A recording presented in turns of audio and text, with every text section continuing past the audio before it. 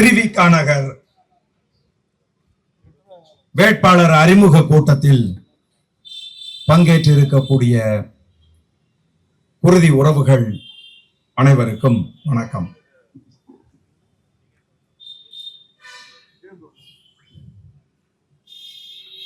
பன்னெடும் காலமாக இந்த திராவிடத்திற்கு அடிமைப்பட்டு கிடந்த தமிழர்களை மீட்க வேண்டும் என்கிற ஒற்றை நோக்கத்தோடு ஒரு மக்கள் படையை கட்டியமைத்து அந்த மக்கள் படையினுடைய தளபதிகளாக திருவிக நகரில் பெருமதிப்புக்குரிய தம்பி ஜெகதீஷ் சந்தர் அவர்களையும், எழும்பூர் சட்டமன்ற தொகுதியிலே மதிப்புக்குரிய தங்கை சரணியா இம்ரான் அவர்களையும், பெரம்பூர் சட்டமன்ற தொகுதியிலே அன்பு தம்பி வெற்றி தமிழன் அவர்களையும் முன்வைத்து இந்த பகுதியிலே தேர்தல் களத்திலே நாம் தமிழர் கட்சி இறங்கி இருக்கிறது. என் அன்பான உறவுகளை, நமக்கு இருக்கிறது சில கேள்விகள் தான். என்ன அப்படின்னு கேட்டீங்கன்னா, இந்த பகுதியில் இருக்கக்கூடிய சிக்கல்களை, இந்த பகுதியில் ஆண்டாண்டு காலமாக தொடரக்கூடிய பிரச்சனைகளை யார் தட்டி கேட்பது என்கின்ற ஒரு கேள்வி நமக்கு தொடர்ச்சியாக இருந்து கொண்டிருக்கிறது. கடந்த 10 ஆண்டு காலமாக ஐயா மதிப்புக்குரிய சிவகுமார் என்கின்ற தாயகம் கவி அவர்கள் சட்டமன்ற உறுப்பினரா இங்க இருந்துகிட்டு இருக்காரு. அவர் வந்ததுக்கு அப்புறம் எனக்கு தெரிஞ்சிட்டு ஒரே ஒரு வேலையை மிக சிறப்பா செஞ்சிருப்பாருன்னு நினைக்கிறேன். இதுக்கு முன்னாடி இந்த பார்க்குக்கு என்ன பேர் இருந்துச்சுன்னு தெரியல. எங்க ஐயா கட்டுமரம் கலைஞர் அவர்களின் மறைவுக்கு பிறகு இந்த பார்க்குக்கு கலைஞர் கருணாநிதி பார்க்குன்னு மாத்துறது மட்டும்தான் அவர் செய்திருக்கக்கூடிய வேலை என்று நான் நினைக்கின்றேன். ஏனென்று கேட்டால், இந்த புளியந்தோப்பு பகுதியில மழை பெய்தால் மழை நீர் மட்டுமல்ல, கழிவு நீரும் சேர்ந்து அந்த மக்களை துன்பத்துக்கு உள்ளாக்குகிறது. இதை ஏதாவது 10 வருஷமா தொடர்ச்சியா இந்த தொகுதியில சட்டமன்ற உறுப்பினராக இருக்கிற தாயகம் கவி அவர்கள் ஏதாவது அதுக்கு செஞ்சாரா? ஏன் செய்யல? இந்த கேள்வியை கேட்கின்ற துணிச்சல் நாம் தமிழர் கட்சி பிள்ளைகளுக்கு, அண்ணன் செந்தமிழன் சீமானின் தளபதிகளுக்கு தான் இன்றைக்கு தமிழகத்திலே இருக்கிறது. என் அன்பான உறவுகளை, சட்டமன்ற உறுப்பினர் என்னையா சும்மா யாராவது செத்து போயிட்டா போய் மாலையை போட்டு சோகமா உட்கார்ந்து இருக்கிறது, அதுக்கப்புறம் எவனாவது கல்யாணம் காட்சி பண்ணான்னா ஈன்னு பல்ல காட்டிட்டு போய் அங்க ஒரு 5000 ரூபாய் பணத்தை கொடுத்துட்டு அங்க இருந்து வர்றது, இதுதான் சட்டமன்ற உறுப்பினரோட வேலையா? இங்க குடியிருப்பு பகுதியில இருக்கக்கூடிய டாஸ்மாக் கடைகள் எல்லாம் மூடுங்கள் என்று இந்த பொதுமக்கள் தொடர்ச்சியாக மனு கொடுத்து கொண்டே இருக்கிறார்கள், போராடி கொண்டே இருக்கிறார்கள். இது தாயகம் கவிக்கு தெரியாதா? ஏன் அதை நிறைவேற்றல? அதை விட என்ன புடுங்கிற வேலை நாங்க கேட்கிறோம். நாம் தமிழர் கட்சி பிள்ளைகள் கேட்கின்றோம், அதை விட உங்களுக்கு என்ன வேலை? ஆயிரக்கணக்கான குடும்பங்கள், இன்னும் சொல்ல போனீங்கன்னா குடிசை பகுதிகள் நிறைந்த தொகுதி இந்த திருவிக தொகுதி. பட்டியல் இன மக்கள் வாழுகின்ற தொகுதி இந்த திருவிக நகர் தொகுதி. ஆயிரக்கணக்கான குடும்பங்கள் தொடர்ச்சி ஆண்டாண்டு காலமா பட்டா இல்லாம வாழ்ந்துட்டு இருக்காங்க. தொடர்ந்து போராடுறான். ஒரு பெரும் அச்சத்துக்கு இந்த தொகுதி மக்கள் உட்படுத்திருக்கான். என்ன தெரியுமா? திமுக கவர்மெண்ட் வந்ததுல இருந்து நீங்க எல்லாம் 100 வருஷமா 60 வருஷமா நீர்நிலைகளை ஆக்கிரமித்து நீங்கள் வாழுகிறீர்கள் என்று சொல்லி ஆண்டாண்டு காலமாக வாழ்ந்து கொண்டிருக்க மக்களை இந்த திராவிட மாடல் அரசு, முத்துவேல் கருணாநிதி ஸ்டாலின் அரசு மக்களை அங்கிருந்து தொடர்ச்சியாக வீடுகளை இடித்து அப்புறப்படுத்திக் கொண்டே இருக்கிறது. அதுபோல நம்மளையும் விரட்டி விடுவார்களோ, அடித்து நுரம் வீட்டை இடித்து விடுவார்களோ என்கிற அச்சத்தில் இன்றைக்கு இந்த மக்கள் வாழ்ந்து கொண்டிருக்கிறார்கள். இந்த அச்சத்தை போக்க வேண்டிய கடமை யாருக்கு இருக்கு?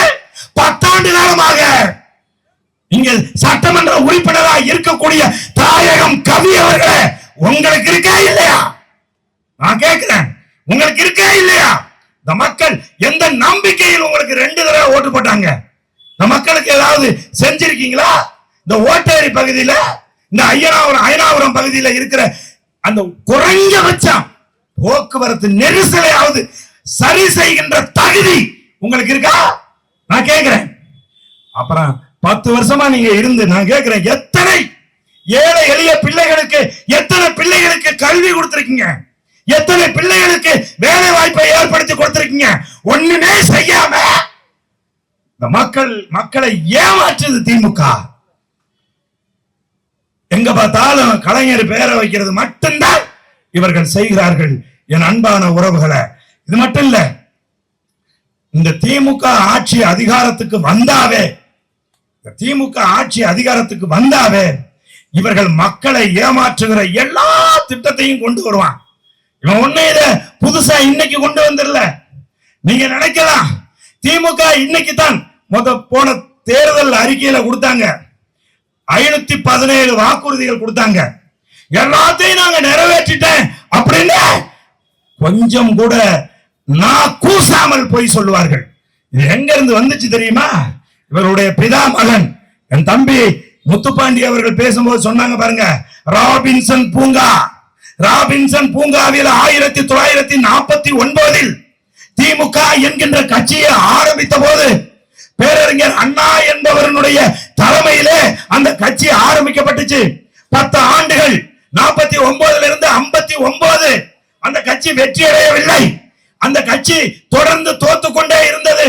அந்த 10 ஆண்டு முடிந்து 1967 அது வரைக்கும் யாரை பகைத்துக் கொண்டிருந்தார்களோ, யாரை எதிர்த்தார்களோ, எந்த பார்ப்பனர்களை, எந்த பிராமணர்களை துவேஷம் செய்து விமர்சித்துக் கொண்டிருந்தார்களோ, அந்த பாப்பான் ராஜாஜி காலை நக்கி அவன் கூட்டணியில போய் 1967 அவர்கள் வெற்றி அடைந்து வந்தார்கள். சும்மா வெற்றி அடையல.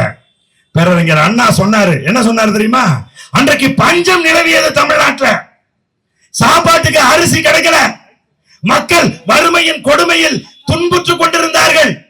அந்த சூழ்நிலையில பேரறிஞர் அண்ணா என்ன தெரியுமா சொன்னாரு? 1 ரூபாய்க்கு 3 படி அரிசின்னு சொன்னாரு.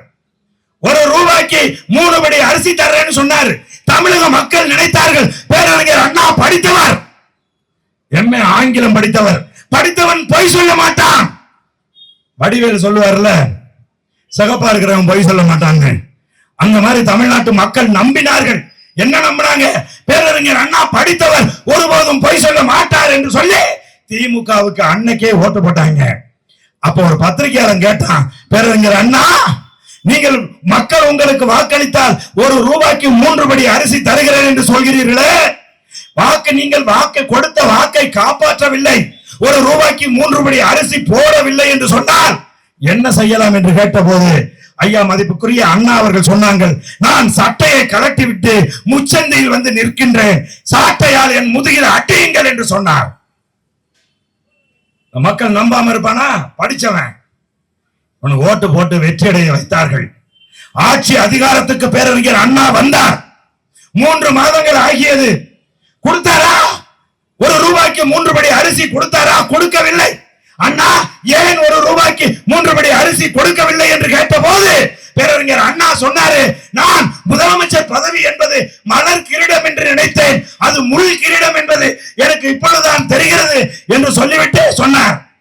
அப்ப அந்த பத்திரிகையாளர்கள் கேட்டார்கள், அண்ணா மக்கள் சவுக்கோடு முச்சந்தையிலே நிற்கிறார்கள், என்றைக்கு சட்டையை கலட்டி விட்டு நீங்கள் வரப்போகிறீர்கள் என்று அன்றைக்கு முதலமைச்சராக இருந்த அண்ணாவை பார்த்து கேட்டார்கள்.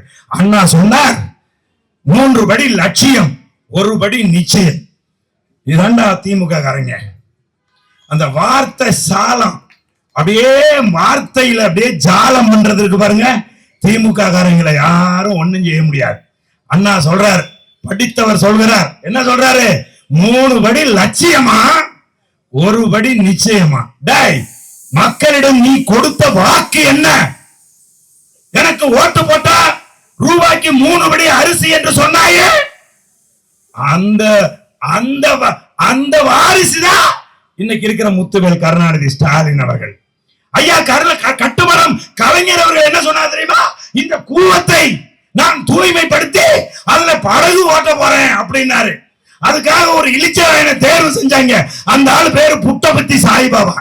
அந்த ஆளை கூப்பிட்டு இந்த கூவத்தை சுத்தப்படுத்துறதுக்கு எனக்கு 1000 கோடி ரூபாய் பணம் வேணும்னா, அம்மா தயாரம்மா. அந்த ஆளை பார்த்ததும் டமால்னு காலில் விழுந்து கும்பிட்டாங்க.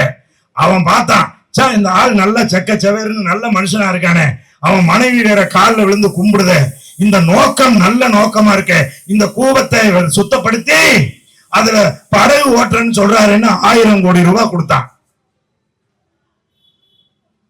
கூவத்தை சுத்தப்படுத்தினாரா? சுத்தப்படுத்தல. அப்ப பத்திரிகையாளர்கள் கேட்கிறார்கள், ஐயா 1000 கோடி ரூபாய் வாங்கினீங்களே, ஏன் இன்னும் கூவத்தை சுத்தப்படுத்தல அப்படின்னு கலைஞர் கருணாநிதி அவர்களிடம் கேட்ட போது அவர் என்ன சொன்னார் தெரியுமா? கூவத்தில் இறங்கி சுத்தப்படுத்த முடியவில்லை, காரணம் கூவத்திலே முதலைகள் இருக்கிறது என்று சொன்னார். எப்படியாப்பட்ட திருநங்க பாத்தீங்களா? எப்படி மக்களை ஏமாற்றம் பாக்குறீங்களா? இவர்களா கொடுத்த வாக்குறுதியை காப்பாற்றுவார்கள்? நான் சொல்றேன், இதே முத்துவேல் கருணாநிதி ஸ்டாலின் என்ன சொன்னார் தெரியுமா? வெக்கக்கேடு யாரும் சிரிச்சிட கூடாது, என் குடும்பத்திலிருந்து யாரும் அரசியலுக்கு வரமாட்டார்கள் என்று சொன்னார். சொன்ன மாதிரி நடந்துக்கிட்டாரா?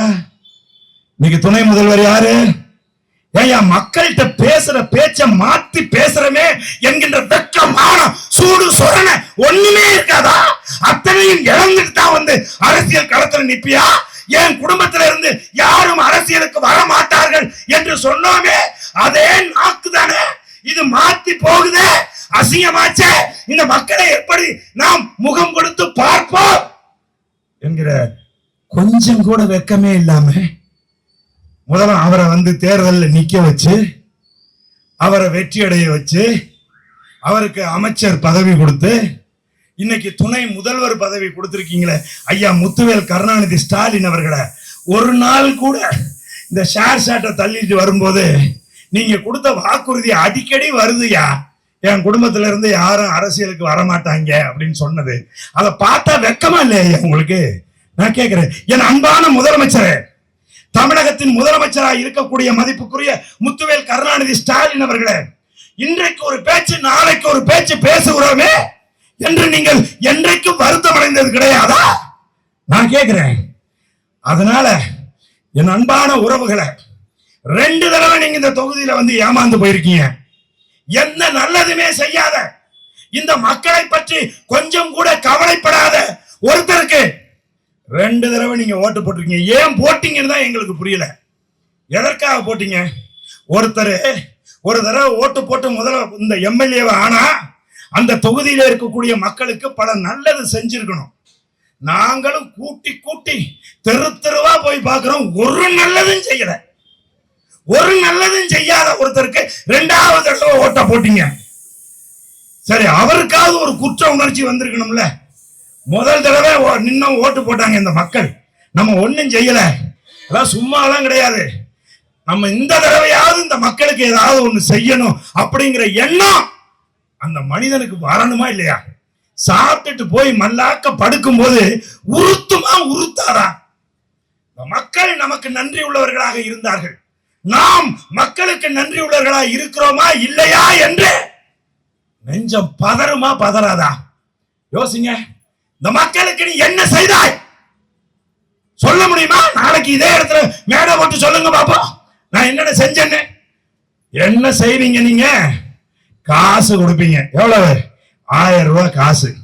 நான் ஒரு சேலஞ்சு பண்றேன், மதிப்புக்குரிய தாயகம் கவி ஐயா அவர்களை, உங்கள்கிட்ட நாங்க ஒரு 1000 ரூபாய் தர்றோம். அந்த 1000 ரூபாய் எடுத்துக்கிட்டு தமிழகத்தின் முதலமைச்சர் முத்துவேல் கருணாநிதி ஸ்டாலின் அவர்களுடைய அன்பு மனைவி மதிப்புக்குரிய அக்கா துர்கா ஸ்டாலின் அவர்கள்ட்ட கொடுத்து ஒரு மாசம் அந்த 1000 ரூபாய் வச்சு குடும்பம் நடத்த சொல்லுங்க. நாங்க நாம் தமிழர் கட்சியை கலைச்சிட்டு போயிடுறோம். வாங்க, 1000 ரூபாய் நாங்க தர்றோம்.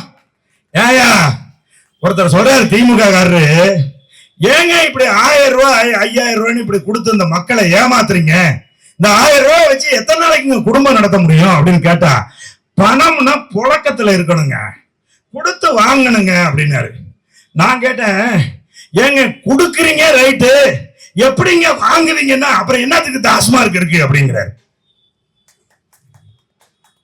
நீங்க யோசிச்சு பாருங்க, இந்த திருவிக்கா நகர் பகுதியிலே வாழுகிற என் தாய் தமிழ் சொந்தங்களை, உங்கள் பிள்ளைகள் இன்றைக்கு போதைக்கு அடிமையா இருப்பதற்கும், உங்களுடைய கணவன்மார் குடிகாரர்களாக இன்றைக்கு இருப்பதற்கும், உங்கள் வாழ்க்கை முச்சந்தையிலே கிடப்பதற்கும், நீங்கள் வறுமையின் பிடியிலே நிற்பதற்கும் யாரு காரணம் நினைக்கிறீங்க? திமுக அரசு காரணம் நினைக்கிறீங்களா? தாயகம் கவி காரணம் நினைக்கிறீங்களா? இல்லவே இல்லை, சத்தியமா இல்லை. என் தாய் மீது சத்தியமாக இல்லை, எங்கள் தலைவர் மேதகவே பிரபாகரன் மீது சத்தியமாக இல்லை, என் தமிழ் மீது சத்தியமாக இல்லை. அதுக்கு காரணம் நீங்கள் தான். நீங்க போட்ட ஓட்டு தான் காரணம். நீங்கள் போட்டீங்க தெரியுமா ஓட்டு? அந்த ஓட்டு தான் உங்க பிள்ளை இன்னைக்கு மதுவுக்கும் இன்றைக்கு போதைக்கும் அடிமையாகி சீரழிவதற்கு நீங்கள் தான் காரணம். உங்கள் கணவன் முழு நேர குடிகாரனா மாறினதுக்கு, உங்கள் குடும்பம் இன்றைக்கு சீரழிந்து நிற்பதற்கு யார் காரணம்? நீங்கள் தான் காரணம். ஓட்டு போடுறப்ப கொடுக்கிற 1000 500 வாங்குறீங்க பாத்தீங்களா, அதுதான் காரணம். திமுக அண்ணா திமுக இவங்க 2 பேருக்கும் ஒரு வித்தியாசமும் இல்ல. திமுக ஆட்சியில இருந்தாலும் பாலியல் வன்கொடுமைகள் நடக்கும், பெண்களுக்கு எந்த பாதுகாப்பும் இருக்காது. அண்ணா திமுக ஆட்சியில இருந்தாலும் பாலியல் வன்கொடுமைகள் நடக்கும், எந்த பெண்களுக்கு எந்த பாதுகாப்பும் இருக்காது. அதே மாதிரி திமுக ஆட்சியில இருந்தாலும் கள்ளச்சாராயம் காய்ச்சப்படும். அண்ணா திமுக ஆட்சியில இருந்தாலும் கள்ளச்சாராயம் காய்ச்சப்படும். திமுக ஆட்சியில இருந்தாலும் சாதிய வன்கொடுமைகள், ஆணவ படுகொலைகள் நடக்கும். அண்ணா திமுக ஆட்சியில இருந்தாலும் சாதிய படுகொலைகளும் ஆணவ படுகொலைகளும் இந்த நிலப்பரப்பில் நடக்கும். ரெண்டுக்கு என்ன வித்தியாசம்? ஒரு வித்தியாசம் இல்ல. இந்த கொடி சும்மா இருக்கும், அந்த கொடியில ஒரு அண்ணா அப்படி கையை தூக்கிட்டு நிற்பாரு. இது 2 தவிர ஒரு வித்தியாசமும் 2 கட்சிக்கும் கிடையாது. என் அன்பான உறவுகளை, 2 கட்சிக்கும் ஒரே ஒரு நோக்கம் இருக்கு. 2 கட்சிக்கும் ஒரே ஒரு நோக்கம் இருக்கு. அது என்ன நோக்கம் தெரியுமா? வீட்டுக்கு ஒரு குடிமகனை உருவாக்குவது. வீட்டுக்கு ஒரு குடிமகனை, டாஸ்மார்க்ல சாராயம் குடிச்சிட்டு தன் சொந்த குடும்பத்தை, கட்டிய மனைவியை, பெற்ற பிள்ளைகளை துன்பத்துக்கு ஆளாக்குற ஒரு நிலைமையை உருவாக்க வேண்டும் என்கிற பொது திட்டம் இந்த 2 கட்சிகளுக்கும் இருக்கு. இவர்களை ஒழிச்சு கட்டணுமா வேண்டாமா? சொல்லுங்க பாப்போம். குறிப்பா இந்த நிலப்பரப்பில் வாழ்கிற பெண்களை நீங்க நல்லா சிந்திச்சு பாருங்க. புரட்சியாளர் அம்பேத்கர் அவர்கள் சொல்றாங்க, என்ன சொல்றாங்க? பெண்கள் வளர்ச்சி அடையாத ஒரு நாட்டின் வளர்ச்சி ஆகாது என்று சொல்லுகிறார்.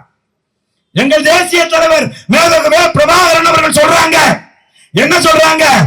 பெண் விடுதலை இல்லையே மண் விடுதலை இல்லை என்று சொல்லுகிறார்.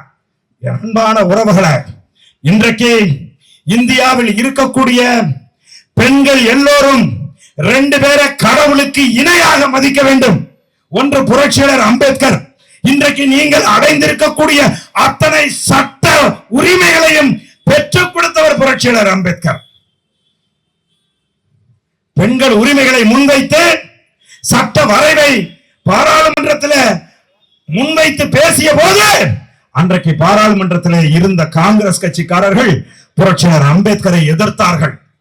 அன்னைக்கு அவர் சொன்னாரு, ஆணுக்கு பெண் சமமானவள், அவளுக்கு ஓட்டுரிமை வேண்டும், அவளுக்கு சட்டப்படி தகப்பனின் சொத்தில் பங்கு வேண்டும், அவளை திருமணம் செய்துவிட்டு வேறொரு பெண்ணை நினைத்தால் அவன் தண்டிக்கப்பட வேண்டும், 7 ஆண்டுகள் அவன் சிறைப்படுத்தப்பட வேண்டும், இதெல்லாம் சட்டமா கொண்டு வரணும் சொல்லி அன்றைக்கு பாராளுமன்றத்தில் பேசிய போது ஏற்க மறுத்தார்கள்.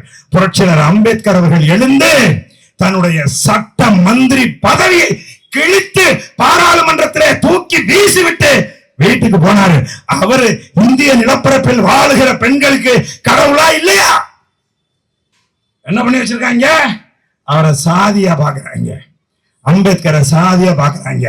பார்ப்பன பெண்ணில் இருந்து பறையர் பெண் வரைக்கும் அனைத்து பெண்களும் இன்றைக்கு பெற்றுக் கொண்டிருக்கக்கூடிய அத்தனை சட்ட உரிமைகளையும் பெற்று தந்தவர் புரட்சியாளர் அம்பேத்கர். அதுக்கப்புறம் இன்னைக்கு இந்திய நிலப்பரப்புல இந்தியா சுதந்திரம் அடைஞ்சதுக்கு அப்புறமா 33% இடஒதுக்கீடு அரசியல் களத்திலே கொடுக்க வேண்டும் என்று இந்திய பாராளுமன்றத்தில் 3000 தடவை தீர்மானம் கொண்டு வந்தாங்க. அது நிறைவேறவே இல்லை. இப்ப அந்த தீர்மானத்தை நிறைவேற்றிருக்காங்க. ஆனா நடைமுறைக்கு வரவே இல்லை. ஒரு பெண்ணாக மேற்கு வங்கத்தை ஆளுகிற மம்தா பானர்ஜியா 33% இடஒதுக்கீட்டை சட்டப்படுத்த முடியவில்லை. ஒரு பெண்ணாக தமிழ்நாட்டை ஆண்ட செல்வி ஜெயலலிதாவா 33% இடஒதுக்கீட்டை செயல்படுத்த முடியல. இந்தியாவை ஆண்ட எந்த ஒரு பெண்மணியாலும் பெண்களுக்கான உரிமையை நிலைநாட்ட முடியாத போது ஒரே ஒரு கட்சி, இந்திய நிலப்பரப்பில் ஒரே ஒரு கட்சியின் தலைவன் என்னுயிர் அண்ணன் செந்தமிழன் சீமான் அரசியல் களத்துல பெண்களுக்கு சரிக்கு சமமா 50% இடஒதுக்கீட்டை கொடுத்திருக்கான். திருவிக்கா நகர் சட்டமன்ற தொகுதியிலே வாழுகிற என் அன்பான குருதி உறவுகளே, என் தாய் தமிழ் சொந்தங்களே, என் அக்கா மாரே, என் தங்கை மாரே, என்னுடைய அத்தை மாரே, சின்னம்மா மாரே, பெரியம்மா மாரே, ஒரு நிமிஷம் யோசிச்சு பாருங்க. 234 தொகுதிகளில் என் உயிர் அண்ணன் செந்தமிழன் சீமான் 117 இடங்களில் பெண்களை நிறுத்தியிருக்கிறான். பெண்கள் அரசியல் அதிகாரத்துக்கு வர வேண்டும். இதை இந்தியாவில் எவனாவது செஞ்சிருக்கானா? எவனுமே செய்யல. அப்ப பெண்கள் யாரு பக்கம் நிக்கணும்? சாராயம் ஊத்தி கொடுக்கிறவன் பக்கமா? நான் வந்தால் சாராய கடையை மூடுவேன் என்று சொல்லுகிற என் உயிர் அண்ணன் செந்தமிழன் சீமான் பக்கம் நீங்க நிக்கணுமா? நல்லா யோசிச்சு பாருங்க, யோசிச்சு பாருங்க. தொடர்ச்சியா நீங்க திமுகவுக்கும் அதிமுகவுக்கும் மாத்தி மாத்தி ஓட்டு போடுறீங்க. திமுகவின் ஆட்சி எப்படி இருக்கும் என்பதை பல தடவை பார்த்திருக்கீங்க. அண்ணா திமுகவின் ஆட்சி எப்படி இருக்கும் என்பதை நீங்கள் பல தடவை பார்த்திருக்கீங்க. என் உயிர் அண்ணன் செந்தமிழன் சீமான் கடந்த 16 வருஷமா தமிழ் நிலப்பரப்பில் தனிச்சு நின்று உங்களிடம் தொடர்ச்சியாக வாக்கு கேட்டுக்கொண்டே இருக்கின்றான். என் உயிர் அண்ணன் செந்தமிழன் சீமானின் ஆட்சியை ஒரே ஒரு முறை நீங்கள் பார்க்க வேண்டாமா? யோசிங்க. சீமான் முதலமைச்சர் ஆனா தமிழகம் எப்படி இருக்கும் என்பதை நீங்கள் ஒரு முறை பார்க்க வேண்டாமா? அதற்காக நீங்கள் வாக்களியுங்கள். என் அன்பான உறவுகளை, எங்களுடைய வேட்பாளர்கள் எல்லாம் படித்த இளைஞர்கள், படித்த இளைஞர்கள். உங்களுக்கு நீங்க திமுக அண்ணா திமுக எல்லாம் ரவுடி பொறுக்கி அயோக்கிய பைய கொஞ்சம் கூட கல்வியறிவு இல்லாதவர்கள் வேட்பாளராக நிற்பார்கள். இந்த சமூகம் குறித்து எந்த அக்கறையமற்றவர்களாக அவர்கள் இருப்பார்கள். மக்கள் குறித்து, என் நிலம் குறித்து, நிலத்தின் வளம் குறித்து கவலைப்படுகின்ற பிள்ளைகள் நாம் தமிழர் கட்சி பிள்ளைகள். அதனாலதான் என் உயிர் அண்ணன் என்ன செஞ்சிருக்காரு? படித்த பிள்ளைகளை, பண்பாளர்களை, இந்த மக்களை நேசிக்கின்ற பிள்ளைகளை களத்திலே இறக்கி இருக்கின்றார். இந்த திருவிக்கா சட்டமன்ற தொகுதியில் என் உயிர் தம்பி ஜெகதீஷ் சந்தர் அவர்களை நிறுத்தி இருக்கிறார். ஜெகதீஷ் சந்தர் ஏரோநாட்டிக்கல் என்ஜினியரிங் படித்த ஒரு பெரிய கல்வியாளர். அவர் படிச்சிருக்க படிப்புக்கு அவரே பேசும்போது சொன்னாரு, அவருக்கு அரசியல் தேவையில்லை. ஏன் அரசியல் களத்துக்கு வர்றான்? அரசியல் சாக்கடை, அரசியல் என்பது படித்தவர்களுக்கானது இல்லை என்று திமுக காரன் அண்ணாவே என்ன தெரியுமா சொன்னாரு? படிக்கிற பிள்ளைகள் படிக்க போங்க, படிச்ச நேரம் போக, நேரம் இருந்தா அரசியலுக்கு வா, படித்தவர்கள் அரசியல் பேசக்கூடாது என்று அண்ணா சொன்னார். படிச்சவன் அரசியலுக்கு வரக்கூடாது, படிச்சவன் அரசியலுக்கு வந்தா அது சாக்கடை என்று சொன்ன ஒரு காலகட்டத்துலதான் தமிழகத்துல ஒருத்தன் எழுந்து நின்றான். தனி ஒருவனாக எழுந்து நின்று சொன்னான், படித்தவர்கள் அரசியல் வேண்டாம் என்று சொன்னால் உன் வாழ்க்கையின் அத்தனையும் தீர்மானிப்பது அரசியல். நீ போட்டிருக்க சட்டையோட விலை, நீ சாப்பிடுற சாப்பாடோட விலை, உன் வாழ்க்கையின் அத்தனையும் தீர்மானிப்பது அரசியல். அரசியலை விட்டு படித்தவர்கள் விலகி சென்றால் யார் வருவான்? ஆட்சியாளரா? ஆட்சியாளரா ரவுடி வருவான், பொறுக்கி வருவான். எவனை நீ வெறுக்க நினைக்கிறாயோ, எவன் சட்டத்துக்கு புறம்பாக செயல்படுவானோ அவன் வருவான்டா ஆட்சியாளனா, அவன் வருவான்டா முதலமைச்சரா, அவன் வருவான்டா அமைச்சரா அவன் வருவான்டா. ஆகவே படித்த பிள்ளைகள் அரசியலை விட்டு விலகக்கூடாது என்று சொல்லி என் உயிர் தம்பி சந்தர் அவர்களை என்ன செஞ்சிருக்காரு? எங்க அண்ணன் வேட்பாளராக நிறுத்தியிருக்கிறாரு. அவருக்கு நீங்க வாக்கு செலுத்தணும். அவருக்கு வாக்கு செலுத்தினீங்கன்னா படித்த பிள்ளை நாளைக்கு உங்க தொகுதியினுடைய சிக்கல் எல்லாம் என் தம்பி ஜெகதீஷ் சந்தரனுடைய பென் டிப்ல இருக்கு, கை முனையில் இருக்கு. இந்த தொகுதியினுடைய பிரச்சனைகள் அடுத்து அடுத்து அடுத்து இந்த மக்களுக்கு நல்லதை கொண்டு வந்து சேர்ப்பார் என் அன்பான உறவுகளை. ஆகவே ஜெகதீஷ் சந்தருக்கு நீங்கள் உங்களுடைய வாக்குகளை விவசாய சின்னத்தில் வழங்க வேண்டும் என்று பேரன்பு கொண்டு கேட்டுக்கொள்கின்றேன். அடுத்தது என் ஆருயிர் தங்கை சரண்யா இம்ரான். அவங்க பாத்தீங்கன்னா இளநிலை அறிவியல் படித்த ஒரு பெண். எங்க கட்சியில் நாங்கள் நிறுத்தி இருக்கக்கூடிய பெண் பிள்ளைகள் கடந்த 16 ஆண்டு காலமாக தமிழகம் எங்கும் கிராமம் பாருங்க, கட்சி ஆரம்பிச்சு 2010 மே 18 அண்ணன் செந்தமிழன் சீமான் கட்சி ஆரம்பிச்சாரு.